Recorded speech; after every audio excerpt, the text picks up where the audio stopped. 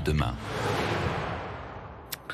Bonjour Stéphanie. Bonjour Emmanuel. Alors Stéphanie, aujourd'hui, très intéressant, on remonte dans le temps pour étudier l'impact finalement de l'immigration sur, voilà, est-ce que ça a un impact négatif ou positif sur l'emploi? Ce sont les travaux d'un prix Nobel, David Card. Dites-nous en plus. Oui, on va essayer en fait de tordre le cou à une idée reçue, idée selon laquelle l'immigration aurait un impact négatif sur l'emploi ou la croissance du pays qui accueille ces immigrants. Eh bien, ce serait l'inverse, selon les travaux de David Card.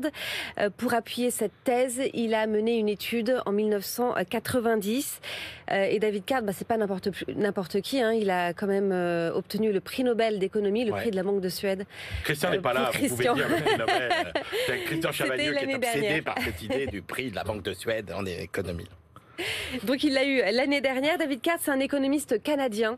Il est spécialiste du marché du travail. Il est né en 1956. Il est diplômé de l'université de Princeton. Aujourd'hui, il est enseignant à l'université de Berkeley en Californie. Et pour ses travaux, pour résoudre ces problématiques, en fait, il adopte une approche empirique. Et il a eu la chance de pouvoir réaliser une expérience finalement dans les conditions du réel. Absolument, absolument. Pour démontrer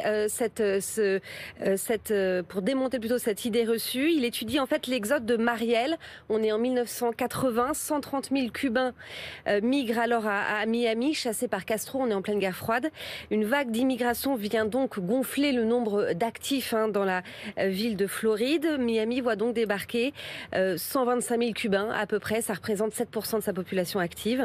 David Card compare alors l'évolution du taux de chômage et des salaires à Miami avec 4 autres villes qui ont les mêmes caractéristiques que Miami, sauf qu'elles n'ont pas accueilli ces migrants. Un rêve d'économiste. Un rêve d'économiste.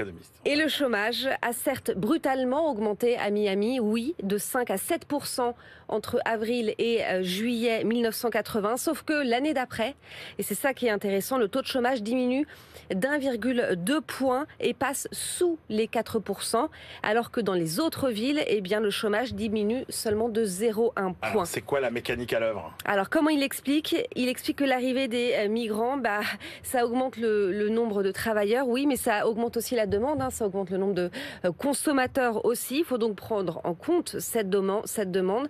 C'est ce qu'explique David Card, parce que ces consommateurs, ils payent des loyers, ils achètent des voitures.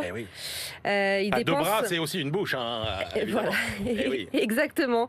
Et c'est aussi pour ça que dans le milieu économique, l'approche par l'expérience naturelle a prouvé qu'elle était plus révélatrice de la réalité économique. Et oui, parce que c'est très rare en économie d'avoir presque deux mondes parallèles, puisque donc c'est vraiment passionnant, un résultat. Merci beaucoup Stéphanie, un résultat extrêmement intéressant.